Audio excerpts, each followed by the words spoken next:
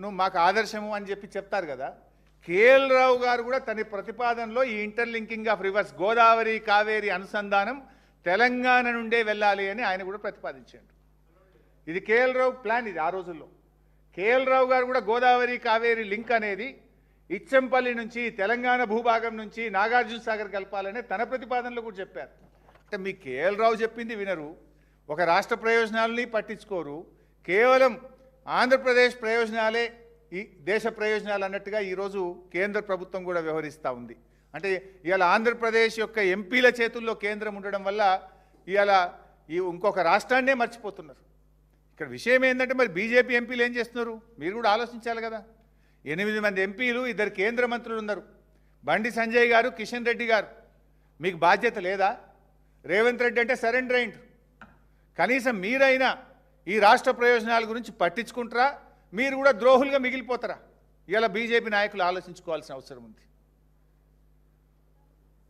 ఇవాళ మొత్తం ఈ ఎపిసోడ్లో ఇంకా క్లుప్తంగా మీకు సింపుల్గా అర్థం కావాలంటే జరిగే నష్టం, మొదటి నష్టము గోదావరిలో మనకు 139 టీఎంసీలకు ఇంకా ప్రాజెక్టులు క్లియర్ కావాల్సినవి ఉన్నాయి. ఒకసారి లింక్ పూర్తయితే ఆ 139 వచ్చే అవకాశం పోతుంది.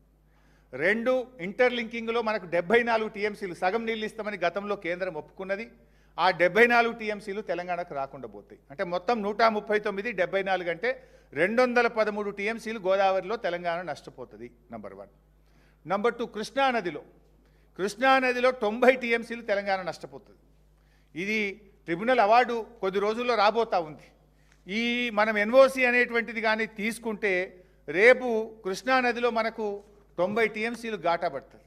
ఇవాళ మనకు చాలా కల్వకుర్తికి 40 టీఎంసీలు మనం నికర జలాలు కేటాయించుకోవాలి, ఎస్ఎల్బీసీకి 40 టీఎంసీలు కేటాయించుకోవాలి, దిండికి 30 టీఎంసీలు కేటాయించుకోవాలి, నెట్టంపాడుకు 20 టీఎంసీలు కేటాయించుకోవాలి. మనకు చాలా అవసరాలు ఉన్నాయి. రేపు 600-700 టీఎంసీలు వస్తే నల్గొండ, మహబూబ్ నగర్, రంగారెడ్డి, హైదరాబాద్, పార్ట్ ఆఫ్ ఖమ్మంకు ఇవన్నీ మనం వాడుకోవాల్సిన అవసరం ఉంది. మీరు ఈ 90 టీఎంసీ మన నీళ్ళే మనకు, మీరు ఎన్ఓసీ తీసుకుంటే రేపు ట్రిబ్యునల్ అవార్డు మీద దీని ప్రభావం పడి కృష్ణానదిలో తెలంగాణకు 90 టీఎంసీలు నష్టం జరిగే అవకాశం ఉంది.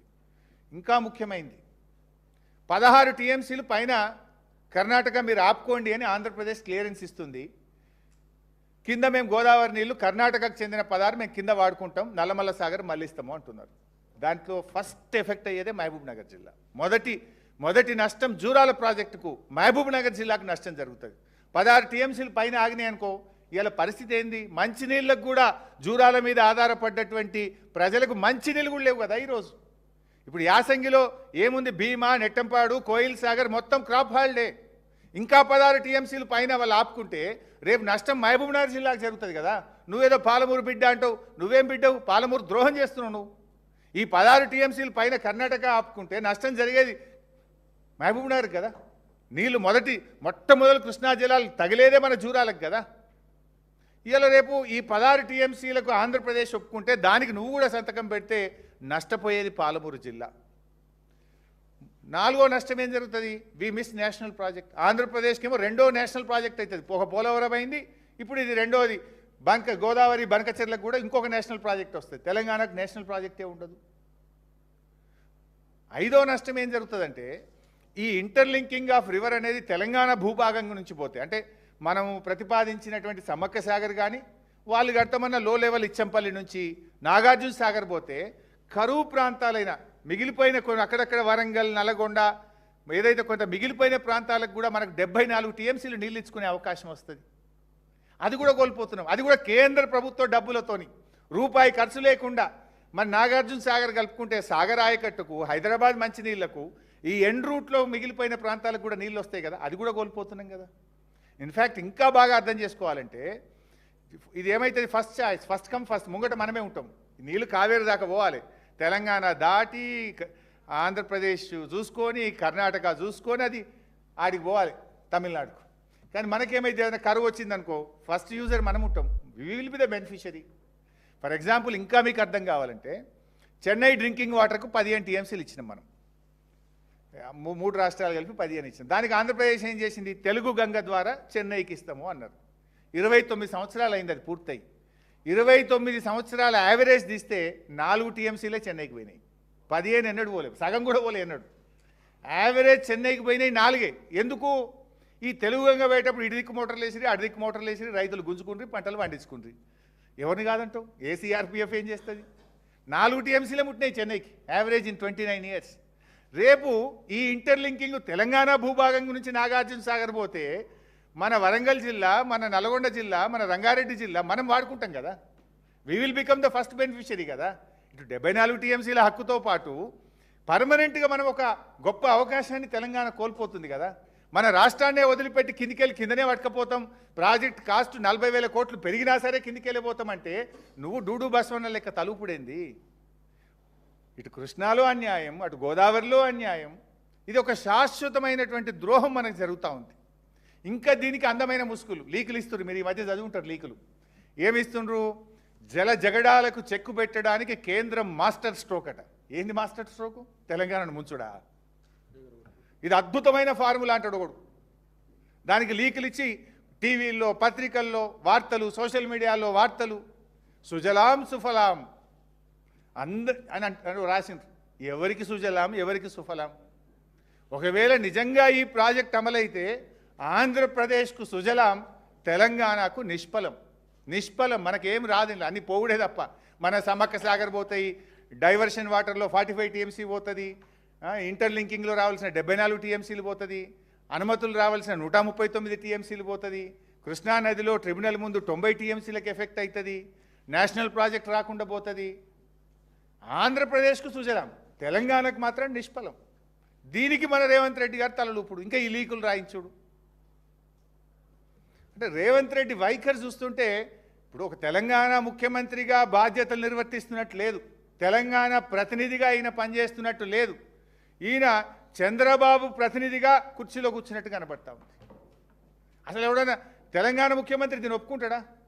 నాకు తెలిసి ఉమ్మడి రాష్ట్రంలో కూడా నీటిపారుదల రంగంలో ఏ ముఖ్యమంత్రి కూడా తెలంగాణకి ఇంత అన్యాయం చేసి ఉంటాడు.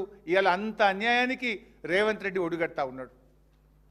రేవంత్ రెడ్డి చేస్తున్నది జలద్రోహం. ఇది ముఖ్యమంత్రి కుర్చీలో కూర్చోండి ఇవాళ తెలంగాణ ప్రజలకు నమ్మక ద్రోహానికి రేవంత్ రెడ్డి గారు పాల్పడతా ఉన్నారు.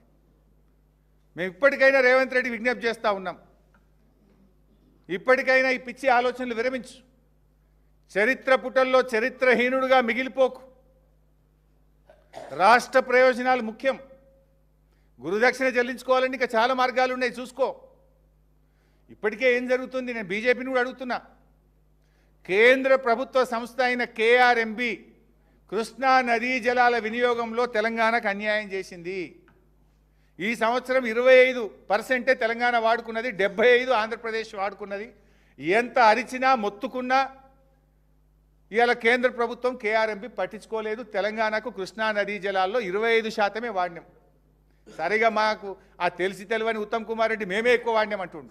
ఇది నా మాట కాదు, తెలంగాణ ఈఎన్సీ మాట. తెలంగాణ ఈఎన్సీ కేఆర్ఎంబికి లెటర్ రాసిండు, అయ్యా మేము 25 వాడుకున్నాము, ఆంధ్రప్రదేశ్ 75 వాడుకున్నది, జర ఆపు ఆపు అని ఈయన గీ అంటుండు. పైన రేవంత్ రెడ్డి ఏమో మీటింగ్ అడగడు, అపెక్స్ కౌన్సిల్ మీటింగ్ డిమాండ్ చేయడు, ఈయననే సరెండర్ అయి ఉండే. ఇది కేఆర్ఎంబి చేస్తున్న ద్రోహం. ఇప్పుడు central water commission interlinking of reverse నుంచి తెలంగాణను తొలగించి మొత్తం గోదావరి నీళ్లను కూడా ఆంధ్రప్రదేశ్ దోచిపెట్టడంలో ఇలా సెంట్రల్ వాటర్ కమిషన్ కూడా తెలంగాణకు ద్రోహం తలపెడతా ఉంది. అటు కేఆర్ఎంబి కృష్ణానదిలో ద్రోహం చేసింది, ఇటు central water commission Godavari Banakacherla ద్వారా ఇంటర్లింకింగ్ ఆఫ్ రివర్స్ రూపంలో తెలంగాణకు ద్రోహం తలపెడతా ఉంది. మరి ఈ రాష్ట్ర మంత్రులుగా మీకు బాధ్యత లేదా? మీరు పట్టించుకోరా అని నేను అడుగుతా ఉన్నా. రేవంత్ రెడ్డి అంటే surrender and phone. What about the union ministers? What about the 8 MPs who was one from Telangana? మీరు ఎందుకు మాట్లాడతలేరు? బండి సంజయ్ గారు, కిషన్ రెడ్డి గారు ఈ రాష్ట్ర ప్రయోజనాలు కాపాడతారా, లేదు రాజకీయ ప్రయోజనాలకే మీరు ప్రాధాన్యత ఇస్తారా? మీకు రాజకీయం ముఖ్యం అనుకుంటే ఈ 3 ఏళ్ళు ఉంటారు, కానీ రేపు తెలంగాణ ప్రజలు మాత్రం మిమ్మల్ని కానీ ఇటు రేవంత్ రెడ్డిని కానీ క్షమించరు అని చెప్పి ఈ సందర్భంగా మేము హెచ్చరిస్తూ ఉన్నాం. ఇవాళ ఈ విషయంలో మేము ఒకటే చెప్పదలుచుకున్నాం, ఇప్పటికైనా తెలంగాణ ప్రభుత్వం మేల్కొని స్పష్టంగా 5-6 విషయాలను డిమాండ్ చేయాలి. ఈ పోలవరం కావేరీ లింకును వ్యతిరేకిస్తూ